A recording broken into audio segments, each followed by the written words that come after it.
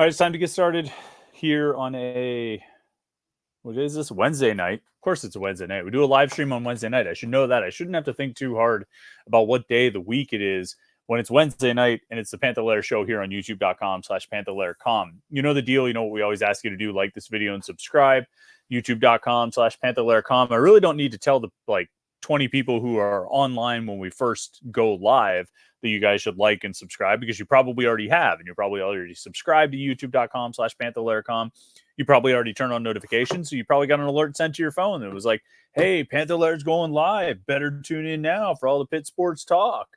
So I don't need to tell you guys. I need to wait a little bit, and then I'll tell you again and let you know what you need to do. But you know the deal, youtube.com/Panther-Lair.com. It's our YouTube channel. And then the website, Panther-Lair.com, Pittsburgh.rivals.com. It is the most comprehensive source of Pitt sports news on the internet, football, basketball, and recruiting. You find it all at Panther-Lair.com, and message boards to hang out with other Pitt fans all day, every day. Pitt fans are talking about Pitt sports on Panther-Lair.com. I just think it's the best place for Pitt fans to hang out online. I mean, if you're a Pitt fan, you like to talk to other Pitt fans, whether things are good or things are bad. You can always address it by talking to someone about it. You know what I mean? You can always get some of those emotions out and those feelings out by talking to someone else about it. And that's what you can do on the message boards at Panther-Lair.com, Panther-Lair.com, Pittsburgh.rivals.com. And of course, our comrade there at Panther-Lair.com, Jim Hammett, joins us now, as he does every week, to hang out. We'll bring him in here. And Jim, I think we've talked about this before. I mean, you were a message board poster before you wrote for the site. I mean, what was the draw? Just hanging out with other Pitt fans? I mean, somewhere to find like Pitt conversation that you might not be able to otherwise find at like 2 a.m. or something? I think the moment was when Todd Graham left. I was like, I better get on there and see what's going on. So, yeah, I mean, obviously the camaraderie brings people together, but the big news does as well. Yeah, it does. But there's the big news days, but then there's just the day to day, like you're sitting there and you're like, I've got this thought about Pitt, and you look around your house and you're like, well, I could tell the dogs, and I tell the dogs a lot of things, but I mean, they don't respond. My wife couldn't care less. We always trying to use that appropriately. Couldn't as opposed to could. My kids, I mean, they're game. They try to like show interest and they try to talk, but they're still learning. So, I mean, if I have a thought about Pitt, there's really one place to go with it, not Twitter. It's a wasteland on Twitter. I'll tweet something today and someone will see it 2 days from now and they'll be like, you idiot, that changed yesterday. I'm like, but I tweeted it 2 days ago. With the message boards, you can go there and hang out all day, every day, and just get into conversations, for better or for worse. And certainly a week like this, there's a little bit of the for worse side going on, but you'll have that after a game like Wake Forest. Now, Jim, you were out of town. Were you off the grid over the weekend, or just away from TVs and internet and whatnot? I was at a wedding, but I was in the wedding. So I didn't have, most of my day was spoken for on Saturday. Right. So technically, like geographically, you were on the grid, but you weren't really able to access the grid. You weren't in position to check on these things. So you had to follow up on the Wake Forest game. When did you first learn the outcome of the Wake Forest game? When was it first made known to you? During dinner of the wedding. There was my friend next to me had his phone out, so we were kind of following along. Watching the video. So you're seeing it happen. So you see Pitt take the lead, right? You see Pitt go ahead 17-14. Yeah, okay. I see all that. I mean, the slide, I didn't see the outcome of the slide. I was like, oh, he got the first down. That's it. The phone was closed. I walked away. So I had that 20 minutes or so where I thought they won. And so that was going to be my question of I was actually going to say the MJ Devonshire interception. I was like, did you just turn it off after that? Oh, that's it. That's over. Game over. But you actually made it to the slide and thought, okay, that's it. Game over, and walked away. So when did you actually find out nope, that actually wasn't the end of it? About 10 minutes later, dinner started breaking up and people went back to the cocktail hour and everything. And there was a TV out there and someone was like, are you seeing this? And I was pretty amazed. So I knew it was going to be a long week ahead trying to catch up to something like that. Yeah, I mean, sometimes there are games where you're just like, oh boy, this one's going to leave a mark for a week. This is going to leave a mark on the message boards for a week or more. And that was certainly one of those. I mean, we don't need to spend too much time on the slide.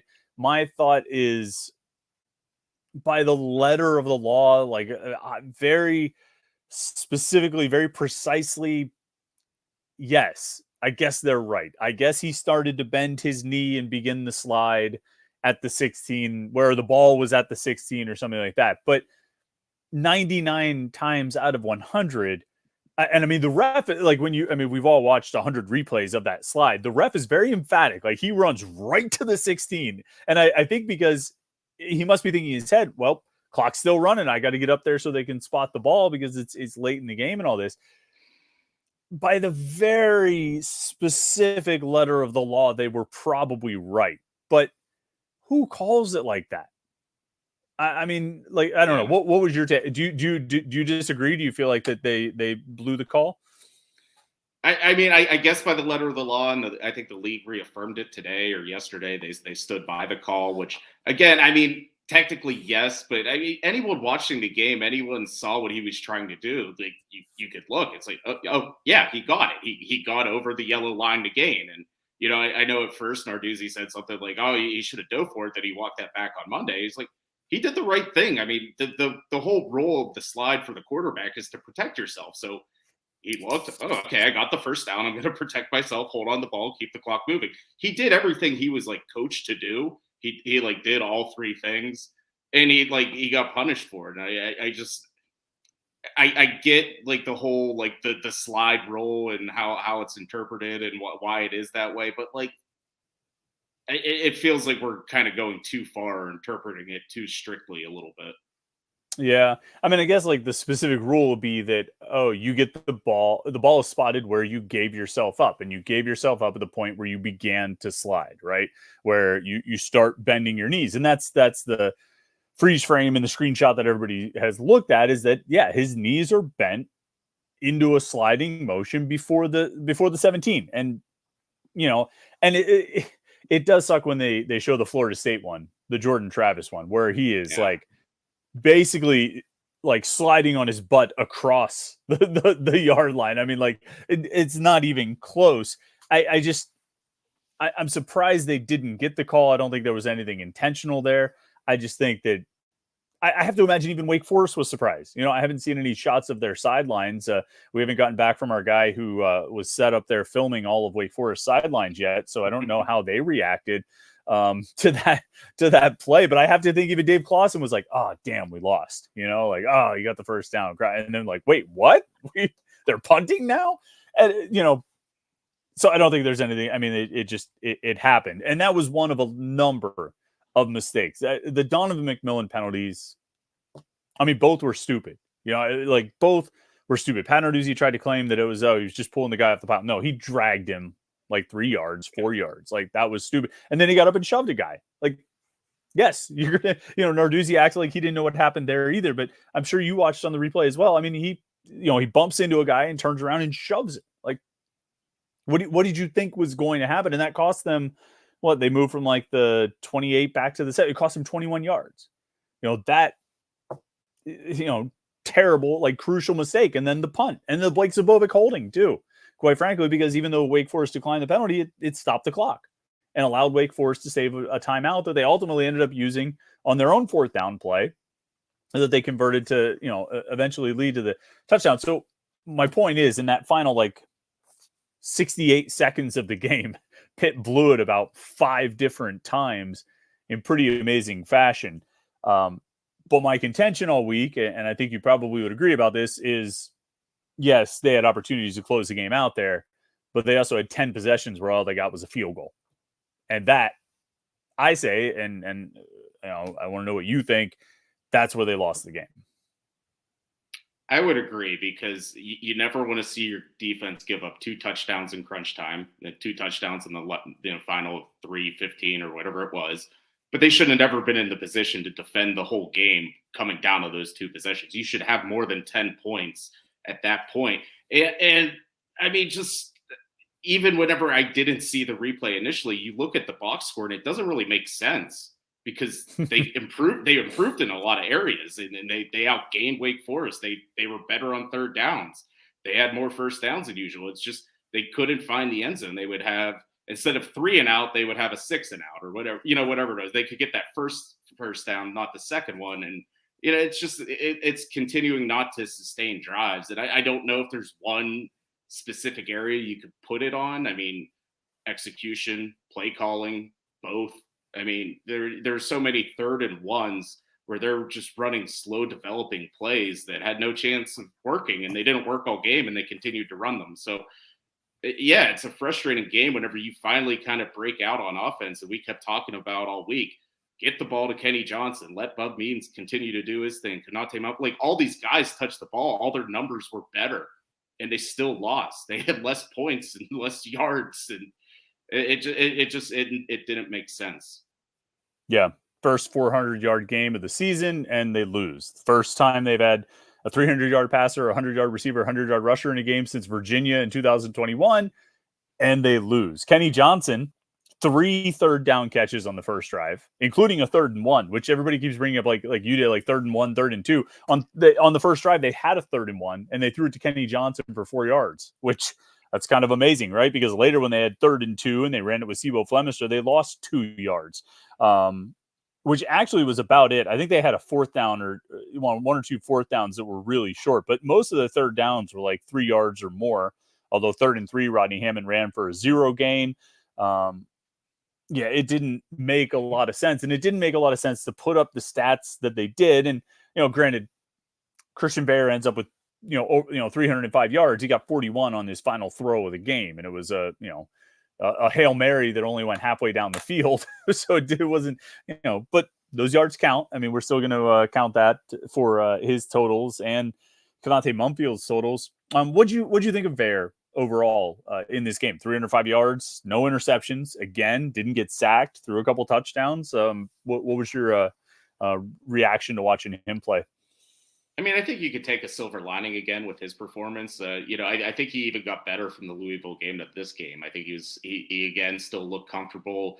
And this was the first time he really, he spread the ball around. A lot of guys had multiple catches. So that's just something they were missing all along with Jurkovec, is they just weren't able to utilize all their weapons. So it kind of feels like he's starting to do that. Again, you want to finish off more drives, but I don't really necessarily put all of them on him. I mean, I think it's just kind of the collective offense as a whole. So again, I'm encouraged. I mean, I still think, there's ways to go, but from game 1 to game 2, I mean, that's the Pat Narduzzi cliche. You always get better from game 1 to game 2. And I thought he did. So, I mean, I think that's still encouraging going down to these, last couple of games. Yeah. I thought the both touchdown passes I thought were big time throws. I thought they were both really good. I thought the pass to Bub Means before the Bub Means touchdown pass was a really good throw and a really good catch on the sideline that got a first down. I think, I think you saw a lot of promising developments and steps forward and things were like, wow, if you can keep doing that, you're going to have a competent passing offense. And I don't know about you, but I'm feeling better and better about these receivers as well. I think Bub Means is really kind of coming along. In these he's got a touchdown in each of the last 3 games. And I think, obviously the Virginia Tech game was just 1 catch, but then he's had, 4 catches 2 games ago. And I forget what he had in this last one, but I mean, another big game, another strong, 9, he had 9 for 109. He's becoming an effective receiver. Konate Mumfield is still really good. Dejon Reynolds is showing some usefulness. Kenny Johnson, it just keeps getting more opportunities. It keeps making more plays. I think by the end of the year, he's going to be, making a lot of plays really consistently.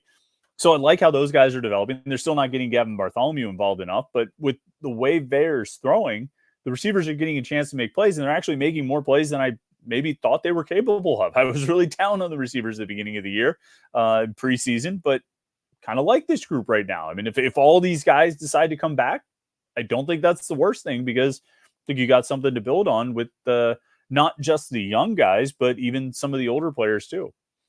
Yeah, wide receiver was probably one of the biggest question marks about this team all offseason. But, when training camp rolled around, there was a lot of confidence around him. I mean, we heard the whole Waffle House gang bit for a couple weeks and how they were going to be always open. And, you know, after those first couple of games, you're wondering, like, what were they seeing? But I think these last two games kind of reaffirmed at least that they weren't crazy. Like, these guys are actually pretty good. I think Bub Means 13 catches, 180 yards, 2 touchdowns with Veer as his starting quarterback. So, I mean, I think he was probably capable of doing that all season long with a more competent quarterback. So, yeah, they weren't wrong about these guys. I mean, Bub Means probably not coming back, but I mean, you have something to build with Christian Veer. I mean, I think him and Kenny Johnson, I think that's a real thing. I think they work together on the second team. So it was already built in and it's already showing up in games. And Mumfield's just kind of catching everything this year. I mean, he's really like quietly having a good year. So, I mean, there's things to build on. So, I mean, yeah, the season's not probably going to a bowl game, but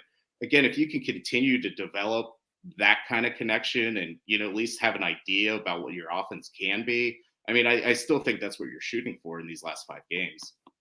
Yeah, absolutely. I think it's there's something to build on, and you've got an opportunity over 5 games to really kind of build it. I think Mumfield is like low key one of the better players on this team, you know, and I think he was last year too. And we just kind of overlooked it because he's not like flashy. You know, he had like a diving catch, whatever game that was, Virginia Tech or something like that. But I mean, he just gets the job done, and he can go downfield a little bit, but he's a good like mid-range guy. I mean, he's just a really solid, reliable guy. I mean, a little bit like Gavin Bartholomew in that you just got to give him the ball. Like if you give him the ball, generally good things will happen. You know, Gavin might be a little bit flashier than Kanate, which is kind of funny to say, but he seems to make those kinds of plays a little bit more. But if you just usually when they throw the ball to 86 or 9, good things tend to happen. What about the running game? I've been trying all week to figure this out. I have my own. I mean, I have theories about it, but I really don't get what's going on. What do you think is happening with this running game in the usage, in the effectiveness, the lack of effectiveness, the questionable usage? I mean, what sense do you make of this running back situation? I mean, on the surface, I guess it was good for them to get their first 100-yard performance of the season. But I think he had a 30-yard run, a 20-yard run, and a 10-yard run. So that's 60 yards on 3 of his carries, and the other 20, you get 40. So, yeah, I mean, it's still not what I expected it to be. I kind of thought this is a team that would be able to rely on the run, and with the offensive coordinator, with the linemen they had, with the running backs they had, I thought, you know, they could at least count on that. We never really were quite sure what Phil Dracovic was going to be, but at least Rodney Hammond in the running game would be able to keep the chains moving. And that just hasn't happened this year. And I haven't been able to put my finger on it. I don't understand the usage. I mean, no disrespect to Sebo Flemister. I think he's solid. I think he's probably going to be one of their better offensive players this weekend. They're probably going to lean on him a lot. But I just thought it was always going to be Rodney Hammond. And I think there was some sort of like injury kind of slowing him up in camp. And we talked about that before. But we're 7 games into the season, and it's still like he's only playing here and there. And so I don't quite get it. I mean, he showed flashes the past couple of years of being this number 1 running back. And I think if given the chance, he could probably do it. So the usage has never really made a whole lot of sense. And I mean, yeah, even if you had 100 yards last week, you don't really feel great about it. I mean, you sprung a couple big runs. That was kind of it. Yeah. Yeah. Hammond played, according to Pro Football Focus, 15 snaps last week on offense and carried the ball 3 times. I don't get that. I mean, I'm with you, and I've said it. I think he's the best back on the team.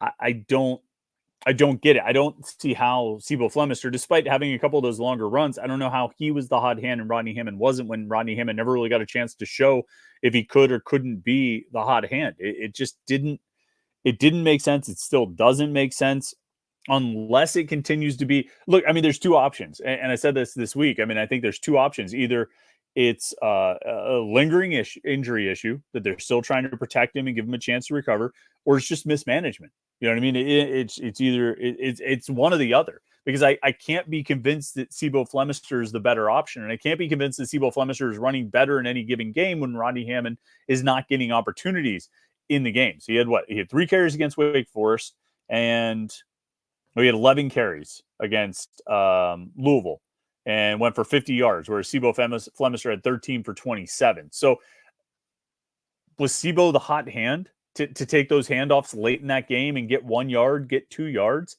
I mean, Rodney Hammond averaged almost 5 yards per carry. So how it can only be one or the other. I mean, like, is there a world?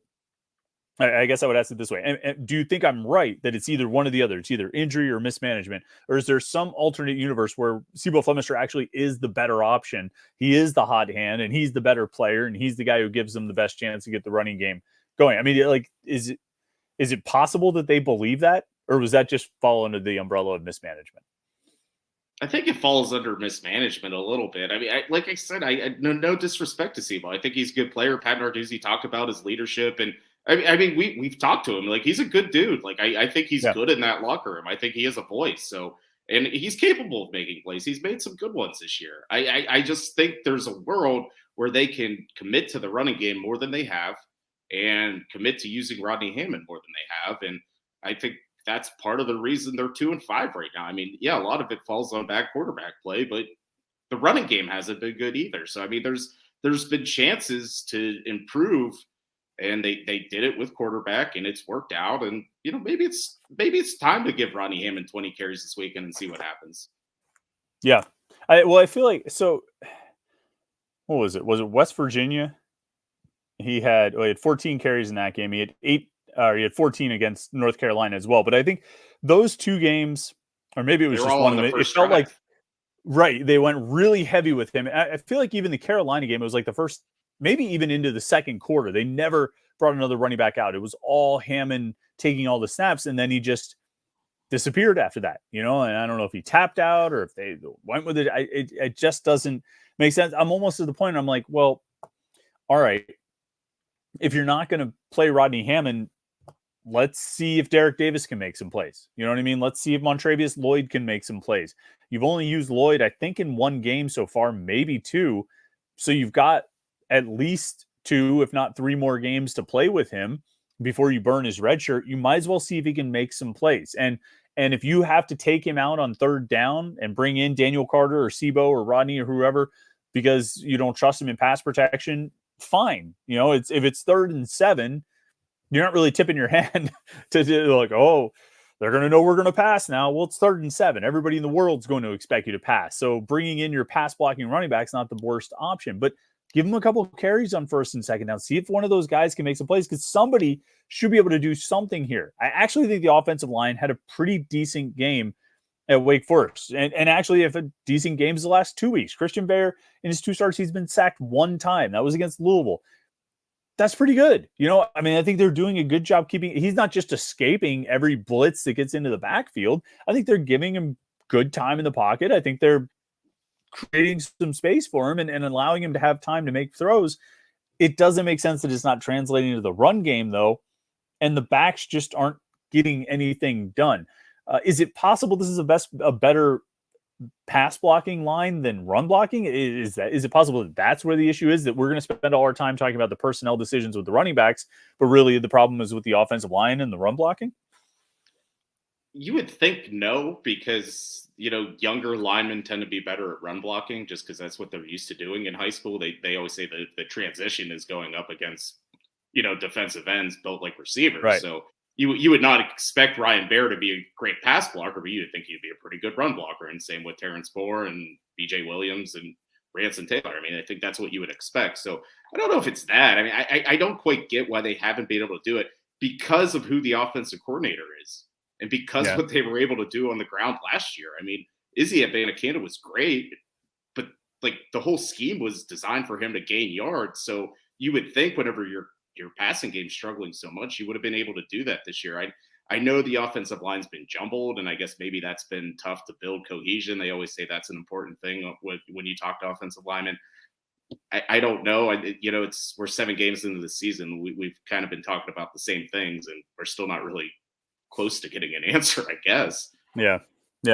And it's even, you know, you talk about last year and people say, well, they had Izzy, and like, yeah, Izzy would be the difference between a 10-yard run and a 60-yard run, but they still had to open that initial hole. You know, Izzy still had to have a little bit of space to run through that he could then turn on the speed and take off for those long runs. These guys aren't even getting the space, or they're not finding the space, or they're not able to hit the hole to get 4 yards, 5 yards, 7 yards. It doesn't make sense. But then even to some extent, I look at the rushing attempts. I wonder where, I'm going to look up the ACC real quick of where Pitt ranks in even just rushing attempts as a team, because I don't feel like they're all that committed to it. The ACC's website is being wonky on me here.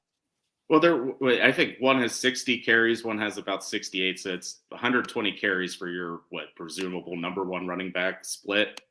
Doesn't seem like a lot. Well, I just mean even team attempts, like rushing attempts. Oh, okay. Pitt is dead last in the ACC in rushing attempts this year. They're actually tied with Florida State. Florida State's averaging 2 yards more per carry and about 62 yards more per game. But Pitt is dead last in the ACC in rushing attempts. And I know, I mean, they've lost 5 games, but there aren't, and I guess it was what game was that where they claimed they had to stop running the ball because they fell behind? I think it was Cincinnati. But most of these games that they've lost, they haven't been behind by so far they had to go away from the run. It boggles my mind that a Pat Narduzzi team with Frank Cignetti as the offensive coordinator is dead last in the conference in attempts, just pure attempts. I don't get that at all. I mean, just to compare, like Boston College has 296 rushing attempts. Pitt has 227. They both played 7 games. So Boston College is rushing the ball 10 times more per game than Pitt. That's crazy to me. And I know they have a running quarterback and all this stuff, but like Wake Forest has run the ball 289 times. That's 60 more times than Pitt this season over the course of 7 games. I understand if it's funny because they get so much criticism for like wanting to run the ball too much, in this Stone Age offense that just runs the ball all the time. They're running it less than anybody. They're running it less than anyone in the conference. Now I'm going to go and check their total plays. And yeah, I mean, they're next to last in total plays too. So maybe it's just an offense that's not doing a whole lot no matter what. They've only run 437 plays. And, I think North Carolina's run 100 more than them at this point. But I just don't understand how they could be so uncommitted to the run game, given their stated devotion and commitment and the reputation they have. I mean, they're not living up to it. I want to get here to, there's a couple of super chatters, and our guy, Michael B, just says, no question. And I just want to tell you, you guys do a great job. So we appreciate you, Michael B. Thank you. And RJ Seaman 38 on this topic of offense says there've been 5 offensive coordinators in 8 seasons. Is it that hard to deduce the problem? I'm assuming sometimes RJ Seaman 38 gives us a riddle and we have to kind of figure out what he's referring to. I'm assuming he's referring to Pat Narduzzi as being the problem. Would that be your take on this? Or just that there's too much change and not enough continuity, and that's the issue? What would you think RJ Seaman 38 is pointing at here? I'm guessing probably the head coach. The head coach? Yeah. I think that's where he's coming from here. Yeah. It's quite possibly. And I mean, it's hard when you have, 2 of your coordinators only last for 1 year. The thing is, and this has been a bit of a problem, and I think there are a few reasons why, or a few explanations for this. In the second year, you would expect the offense to get better. You know what I mean? And somebody even said this to me in August. I was like, do you think the offense is actually going to be better this year? And they're like, yeah, we do think it's going to be better because our guys have a better sense of what they're trying to do, of what the offense is supposed to do and what they're supposed to do in the offense. And it might not be great, but it'll improve because they have a better understanding of the system. And I think that makes sense. Like, I don't think that's too much of a reach to sort of assume that.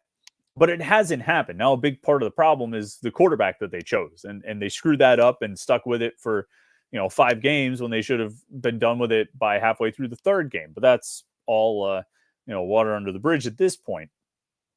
But I did expect that there would be some improvement on offense. Is there anything you would look at right now and say that area of the offense has improved from last season? No. Yeah. I mean, there's no element. I mean, because you're mentioning how they're last in rushing attempts. I mean, how many games did Phil Dracovic have like 5 or 6 completions like in the second half? So if you're last in rushing attempts and you're not completing passes, how many plays are you doing absolutely nothing? A lot. Yeah. A lot. Yeah. Well, I mean, it's like I said, they're next to last in the ACC in total plays run. And And wait, I'm going to look. Yards per play, they are at 5.1, which is next to last. NC State's averaging 5 yards per play. Yards per game, they are dead last, 320 yards per game. Touchdowns scored, they are next to last. They have 19. You know who's last? Who's the lowest scoring team in the ACC in terms of offensive touchdowns? What's your guess? Virginia? Wake Forest. Wake Forest. Oh, no. Virginia has scored 20. Pitt has scored 19. Pitt and Virginia Tech have scored 19. So there's 3 teams at the bottom of the ACC in total touchdowns scored. 2 of them have beat Pitt, and the other one is Pitt. So, you're judged by the company you keep, I guess. I mean, it's just not a good offense, and they just can't move the ball. They just can't score. They moved the ball for some yards last week, but just couldn't get in the end zone. Couldn't score touchdowns, and that's the problem. And offense sunk them in multiple games last year, and it has sunk them again this year. And it's, I don't know if I see an easy way out. It's just a matter of spending the next 5 games trying to find out how good Christian Bear is and what they can build on for next season. Of course, when it comes to building, you need a good coach who can help you build. You need someone who can guide you through the process. And the best person I know to help you guide you through building your own personal strength and health and fitness goals is our good friend Chris Gates from Chris Gates Fitness. You guys know the Wednesday Panther-Lair Show. It's sponsored by Chris Gates Fitness. If you have a health or fitness goal and you need help achieving it, you visit chrisgatesfitness.com to learn more about how online fitness coaching works and how you can benefit from working with Chris. Now, Chris will work together with you to create a fully personalized exercise program and pair it with a customized nutritional strategy that works you towards your goals. And he'll be there every step of the way to support you through the process. Whether you want to build muscle, burn fat, develop more functional strength, train for a sport or an event, or just generally develop healthier lifestyle habits, online coaching is one of the fastest and most efficient ways to get you from where you are now to where you want to go. And Chris loves working with fellow Pitt fans. He's a diehard Panther fan and a subscriber to both the Panther-Lair podcast and Panther-Lair.com. So go to chrisgatesfitness.com to learn more and be sure to mention Panther-Lair when you apply. We thank Chris for always supporting the show and supporting the podcast. It's always we always appreciate that for sure. Real quick before we get into the comments and questions, Jim, defense in this game, gave up 2 touchdowns in the final, I don't know, whatever it was, final 2 minutes, minute 36, final 96 seconds. They gave up 2 touchdowns, and that's bad. Certainly no way to get around that. But I have a hard time coming down on the defense too hard. They gave up 7 points through the first. Let's see. They ran that final play with a minute 36 to go. So, what's the, wait, hold on. No, that was Pitt's touchdown at a minute 36. That was my mistake. That was Pitt's touchdown with a minute. Anyway, they scored 1 touchdown. They gave up 1 touchdown the first 3 quarters and 12 minutes of gameplay, right?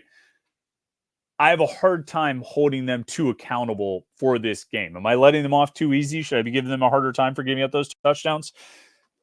Not really. I mean, I've kind of had the same takeaway with them for a couple of weeks now. It's they continue to give them a chance to win. They're not perfect. The run defense is not as good as it has been.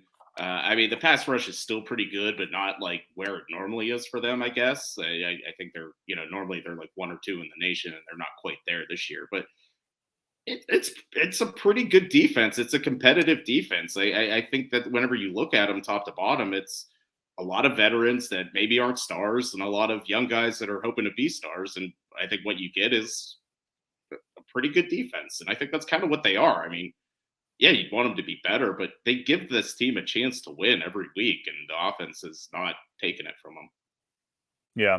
If you, pop quiz here, if you were going to a game, if you were a coach and you're taking your team out to a game and, 2 of your top reserves at one position are not even making the trip with you because they're hurt, right? And that leaves a true freshman as the backup at the spot where those guys normally would be the top reserves. Would you then put the starter on any of your special teams units, or would you kind of hold him back to minimize contact and protect him and preserve him? I mean, you can never predict injuries, but do you think you would just play it safe that way, or would you still run him out there and have him covering kicks? Well, they always say what kickoff is the most dangerous play in football, and Pitt has that experience having their starting running back as the kick returner, and sometimes they have some of their starting defenders out there, and sometimes this is why we say they shouldn't do it, and they found out in a hard way. Yeah. I mean, like Pat Narduzzi's talking about Jordan Bass making mistakes at the end and he wasn't ready for third down and the third down package. Charlie Partridge was saying yesterday, I think it was, that, they probably should have taken some calls out, things that he maybe wasn't prepared to do. I mean, you knew going into like Braylon Lovelace and Kyle Lewis didn't have plane tickets. You know what I mean? Like they weren't, they didn't even fly to Winston. You knew they weren't game time decisions. They're like, oh man, it turns out this guy got hurt right in the pregame warmups or something. They were watching the game from home. You knew you weren't going to have them. So you don't put Solomon DeShields on that kick. I mean, I hope he's back this week. I don't know if he's going to be. I mean, Pat Narduzzi was talking about Rasheem Biles is going to get more playing time. I mean, some of that might be due to Lovelace and Lewis still being out for a while, if that's the case. But if they're missing DeShields again, I mean, it's great for Jordan Bass. I think he's a really good player. I think he's going to get a lot of valuable reps. But wow, what a mistake. I mean, what an unnecessary risk to take that, very little upside to it and a whole bunch of risk. If he gets hurt, you end up in the situation you're in. And I mean, again, good for Jordan Bass. Pro Football Focus said he played the third most snaps on defense on Saturday, which great, but boy, you paid a big cost to stop him on a kick return. How many, hold on, let me look at my notes to see what exactly benefit they got out of that kick return. He got the ball at the 20. So instead of just kicking a touchback, where nobody gets hurt on touchbacks, and giving the ball at the 25, you kicked it short, had someone cover it, and tackled him at the 20 and got Solomon DeShields hurt. I don't think that was worth 5 yards. Especially not if you're going to then blame him at the end and say Jordan Bass gave up the touchdown or something along those lines. And he was one of their best players against Louisville. I thought that was one of his best games in his Pitt career. Like he had some momentum. Like I thought he was playing well lately. So yet not only do you have a freshman on at the end, he's one of your best players too. I mean, you're not losing like a replacement level starter. Like that guy was one of your best players last week. Yeah. I mean, he was quickly emerging as one of the best players on defense, I think on the season. I mean, I don't know. I guess maybe you would point to the corners, MJ Devonshire, should be game clinching interceptions 2 weeks in a row. But I don't know who else you would point to as best player on the defense or top 2 or top 3 player on the defense. Solomon DeShields is in that group, but we'll see how long he's out. All right. I want to get into some of the comments and questions here. Josh Newark asked this question. Well, there it is. He asked this 20 minutes before we even started. And so he's been waiting a long time, almost an hour, actually. He asked this question at 8:09 p.m. and on my clock, it's 9:08 p.m. He says, which way do you lean on the legacy of Pat Narduzzi? He's the guy that got Pitt to 20 wins in 2 seasons, glass half full, or he's the guy that got 7 out of 9 years, has lost at least 5 games, glass half empty. Well, I'll say mine, and then Jim, I'll hear yours. I don't think you can compare Pat Narduzzi's last 2 seasons and then, his last 2 seasons were really good, but then 7 out of 9 years he did this or that. I think you have to look at it with what has he done overall with the program over the course of, even just his first 8 seasons. I mean, over the course of his first 8 seasons, Pitt won more ACC games than any other team in the conference other than Clemson. I mean, in the ACC, there was Clemson, and then there was Pitt. They were the only other team to win the ACC, to win the conference title. They were the first team in the Coastal to win the division twice after the expansion in 2013. I mean, you could make a pretty strong case that they were the second best program over the course of that time. And so did they lose at least 5 games in 7 out of 9 years? Was it only 7 out of 9? I thought he lost at least 5 games. The last 2. They went 9-4 last year. My mistake. Right. So his first 7 years, what am I talking about? His first 6 years, right? He lost 5 games. Then the next few years, he lost 3 and 4. Right. Okay. I'm all caught up now. Yeah. So he had all those 5 lost seasons, but he also along the way won the division twice, won the conference once, and won more ACC games than anybody else other than Clemson. I look at the level he has brought the program to, and I say that's a pretty solid level to be at. They're having a rough go in year 9, but rough years happen when you're not in that elite tier, that top 10 or 12 teams in college football. And even those teams have rough years every now and then. It's just a question of how they bounce back. But I mean, the legacy of Narduzzi is he's like the third winningest coach in Pitt history. That's his legacy right now. And he brought their first real hardware in 40 years.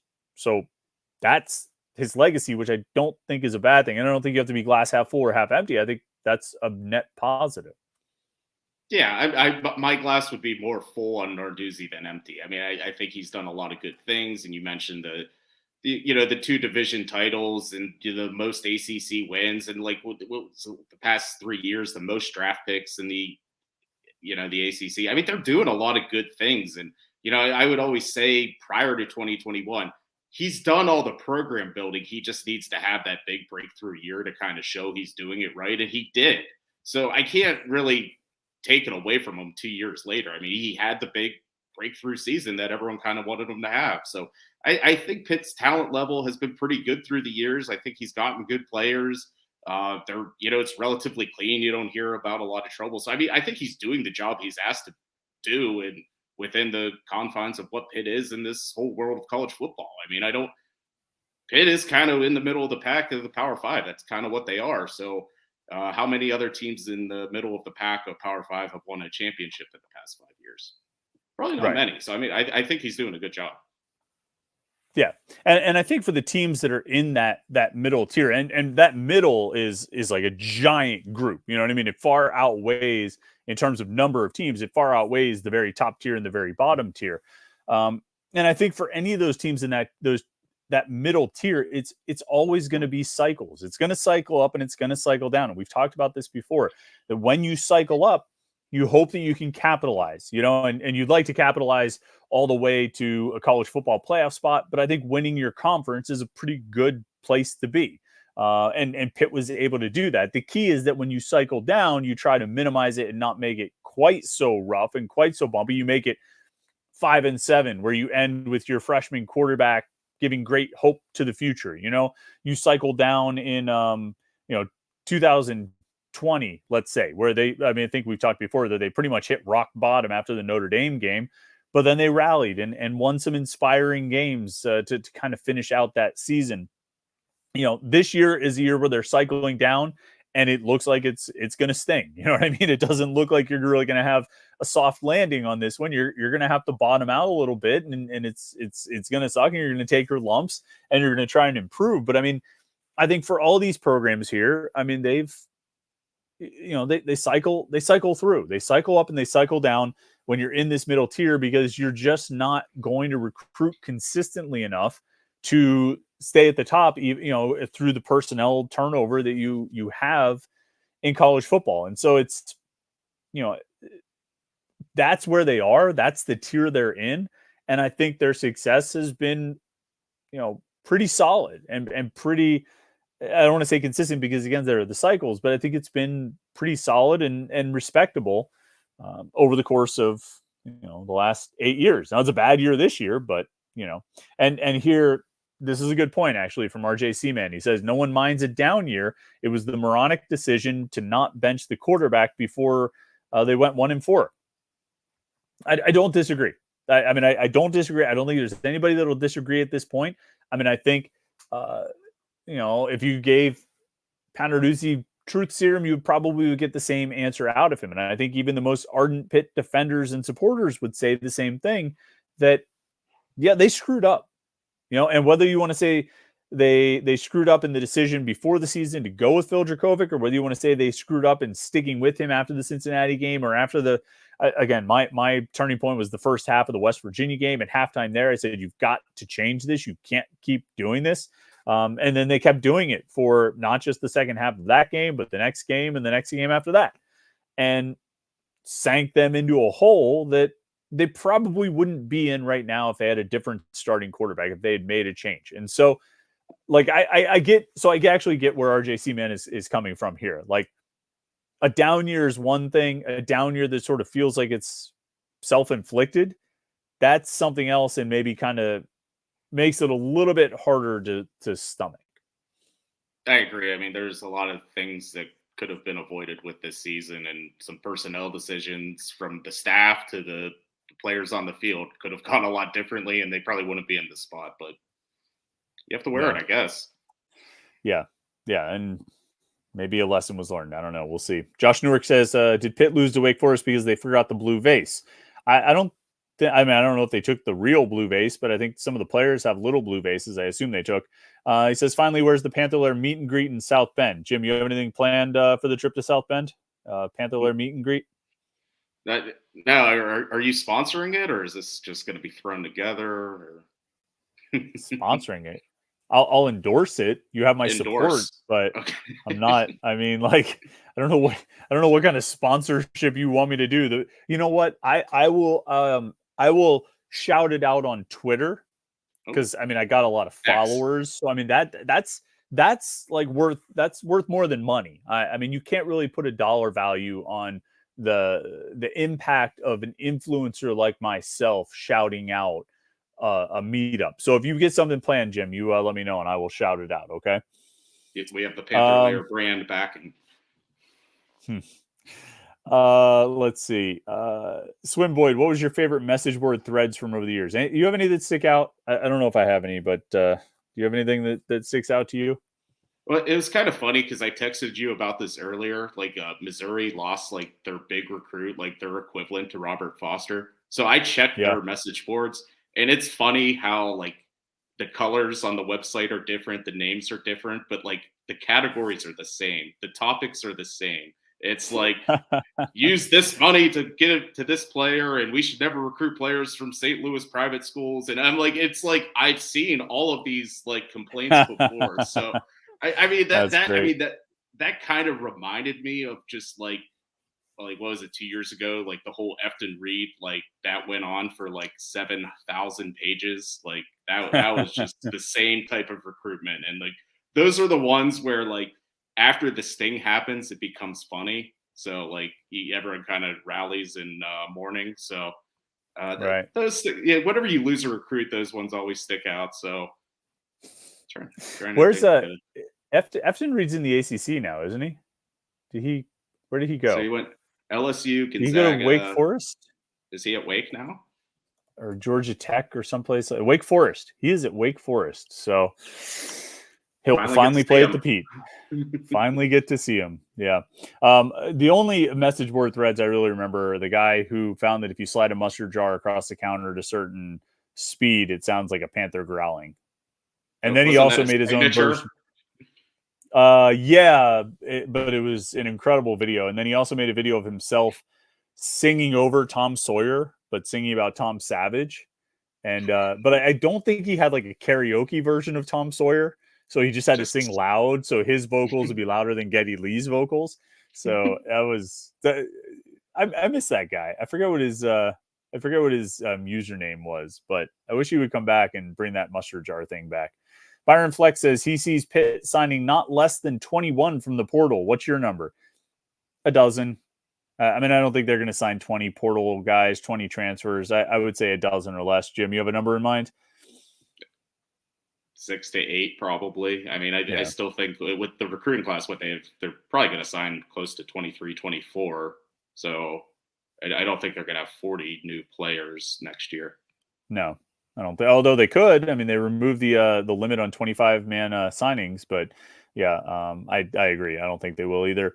ZC717, we were saying about how the ACC apparently said that the slide call was correct against Pitt.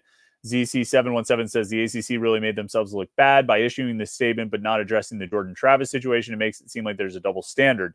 I mean, to clarify, I think it was Jerry DiPaolo reported that sources told him that the ACC informed Pitt that the call was correct. So it wasn't like the ACC came out and said something publicly about this. The ACC, I don't, not that I've seen, unless they've done it since Jerry's report, but all I saw was Jerry's report. So they didn't really come out and address it publicly. But I agree. I mean, when you put those two plays next to each other, one looks closer to a first down than the other, and it's not the one that was ruled a first down. ZC717 follows up. Besides the call, Pitt lost that game because of inconsistent offense and committing 13 penalties. I don't disagree. I mean, Wake Forest, they were like 85th in the country in total offense, and Pitt just handed them 101 yards. Like, just, here you go. Here, have 101 yards. Just, we will give this to you. You can't do that. You can't do it and get away with it in any game, and you can't do it against against any opponent. You can't do it, especially when your offense is bad. Nico P says, am I the only one optimistic on a 2024 offense if everyone stays? Means, Johnson, Mumfield, Hammond, Alberto, CV. All right, so Jim, there's 6 names there. Without naming names, and you can if you want, how many of those names are on the Pitt football roster in 2024? I'll read it while you think. Bub Means, Kenny Johnson, Kanate Mumfield, Rodney Hammond, Alberto, and Christian Bear.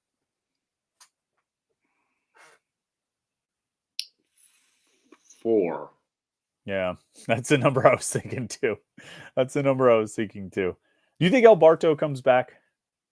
I do. He's part of my 4. Yeah. I kind of think he does too, even though of anybody, I think he would have plenty of justifiable reason to leave. The lack of usage, his clear ability, but I could see him staying here. I don't know why. I don't have any great insight on him, but just I could see it. Mark Shilaju says, I think I heard you mention that there was a way Bub Means could come back next year. So how realistic is it? I mean, he could be a super senior. He could come back as a super senior in 2024. If my math is right, counting up his eligibility and all that. So he could come back. I don't know what it would take for him to leave. You know what I mean? He's playing well right now. He's on he's on a little bit of a run here, but he's got 20 catches for 326 yards and 3 touchdowns. I mean, he's got 5 games left. He's not going to get to 1,000 yards like Jared Wayne did. I mean, Bub Means isn't draftable right now, right? So where would he go? I don't know if he was in your 4 or not, but where would he go and why? I guess it just comes down to like the whole like Jared Wayne, like Eric Howell, like those guys that like just didn't want to come back for a 6th year. I mean, I think there's some line of thinking that, not everyone wants to hang out in college for 6 years and maybe give it a shot. And I think Jared Wayne's on a practice squad, and I mean, yeah. I would assume Bub Means is going to test better than Jared because he's a way better athlete. So he could probably find his way in a practice squad too somehow. So I don't know. I mean, it's up to him what he wants to pursue. I mean, I don't think he's going to get drafted. I thought there was a chance if he had the big year he could, but I do think he is able to come back. I think it was 2 years at Tennessee, Louisiana Tech. But the Tennessee year was 3. A red shirt. Yeah. I mean, if you had 3 there, like 2 years at Tennessee, 1 at Louisiana Tech, 2 years at Pitt, that's 5. He would have the COVID year that he could come back if he were so inclined. Dropping Nuts, like that name, wants to know, true or false, both of next year's starting corners will come from the portal, and true or false, the next year's starting defensive tackles are DeAndre Jules and a transfer. Jim, I say true and false. What do you say? It's hard to argue with the first one with their reluctance to play any other corner other than the 3 seniors. And I would say false on that other one. I think they have guys. They have a pretty good defensive tackle class coming in. I think they're still pretty excited about Fitzsimmons, and Isaiah Neal is another guy that I think is going to be pretty good. I don't think they really need to go that direction. But Jules is interesting because he's another 5th-year guy. Right. But I think he's played to the point you want him back. Yeah, I think so too. And I don't think it's a situation like this past offseason where you had a lot of young DNs getting blocked by guys like John Morgan and Haba Baldonado. You do have a bunch of young D tackles, but all of those older guys will be gone. You know what I mean? Like Green and Danielson and Bentley are all gone. So there's going to be a lot of playing time, a lot of snaps available, even if Jules comes back. And I'll actually amend it. I don't think both starting corners will come from the portal just because I don't think they're going to go out. I don't think they'll be able to get 2 starting corners from the portal. I think it'll be like Ryland Gandy and a transfer. So I think I would say false on both of those statements myself. All right. We got like 5 minutes. We're going to try and get through as many of these as we can. Let me see. Anthony Tennyson says, I don't know why they love Sebo more than Rodney. It's like he did something wrong. See, if it was a doghouse situation, I mean, I don't think he'd be playing at all, right? I mean, he's still got, he's still like carries wise, he's had 60 carries this year, and Sebo's had 68. I mean, it's heavily slanted towards Sebo in the last couple of games, but that's what makes me think it's either an injury or they just think Sebo is a better option, which I think is sort of mismanaging the position. I don't think it's a doghouse thing. I mean, his snaps are so limited. I think they would just cut him out altogether and go with Daniel Carter as the 15 snap guy as opposed to Sebo. I don't know. Do you have a different read on it than that? What did you make of the whole story with he refused to go into the game? Did you read into that at all, or what did you think of that? I mean, I don't know. That was weird. Pat Narduzzi said it, that Rodney Hammond said, no, stick with Sebo, refused to go in. I asked somebody else and they're like, yeah, I heard that story too. I don't know. Like that story made me even lean more toward the mismanagement side of it than injury. You know what I mean? If I'm going back and forth about injury versus mismanagement, that story made me lean more toward mismanagement of just like, what are you doing with these guys? Like, it doesn't look like you're doing the right thing with these guys at all. And you're certainly not doing what I would do with these guys. I mean, my opinion doesn't matter, but I'm not going to sit here and call the head coach a liar and say, boy, he completely fabricated that. Was it fabricated? Was it fabricated and then presented to him though? Maybe. I don't know. It's such a weird situation.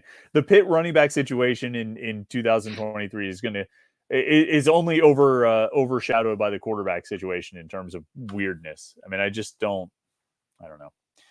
I don't get it. Let's see here. Scrolling through some comments, and Mark Shillaju asked, do you see a way that Frank Cignetti comes back? My fear is that they improve, which I feel they have over the past few weeks, that Narduzzi will bring him back. Thoughts? My thought is, and you know what I said during the Sean Watson year, the second Sean Watson year, the last Sean Watson year, I said, look, I don't know what Pat Narduzzi is going to do, but coordinators who call offenses that perform like this offense and these two years of offenses have performed typically don't last very long. When you look at the production, that's the kind of production that gets you fired.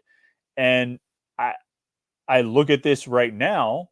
I look at the production last year and this year. I look at the stats and Pitt's offensive effectiveness.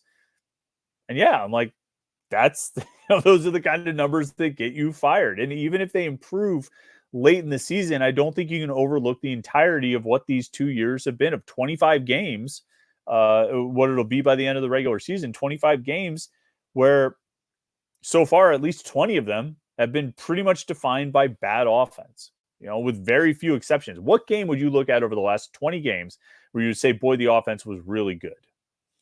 Virginia Tech maybe last year, right? Because Izzy broke a record. But overall, I mean, is there one that jumps out from the last 20 games? Not particularly. I think did they do okay against Miami last year? Jared Wayne had like a million touchdowns. Jared Wayne went crazy because they threw him the ball like 25 times. Keaton Slovis still didn't go over 300 yards in that game, though. So all their offensive success was Jared Wayne catching like 200 yards because they wanted to give him over 1,000. But I mean, they weren't bad in that game. I guess you could look at the offense wasn't a liability in that game. But not otherwise, really. No, nothing I mean, definitely nothing this year. Slovis threw for 300 yards against Georgia Tech, but it was all like late in the game. I feel like he might have had 300 yards against West Virginia. He did. But I don't look back on that game and say, boy, that was a really good offensive game. I mean, I guess they scored 4 touchdowns, 4 offensive touchdowns, I should say. But I don't know. There's nothing that really jumps out where I'm like, boy, the offense was really good that day. And if that's the case, if the offense isn't good, that doesn't seem to bode well for the offense, the longevity of the offensive coordinator. But I don't know. Is there any amount of success they could have over the next 5 games that would make you feel good about not making a change at the at coordinator? I don't think. I mean, I think kind of what's done is done. I mean, you look back at the Sean Watson fire. Like they won the Coastal that year. They at least had like 2 of the 1,000-yard backs. Like they were winning games. Like there's not really much to point to this season. So I mean, I think whenever the down year happens and you have such a bad record, there's nowhere to hide anyone. I mean, I think you have to make some changes, and I mean, I think there are a few obvious ones on the coaching staff, more so than others. Let's see if there's anything else here.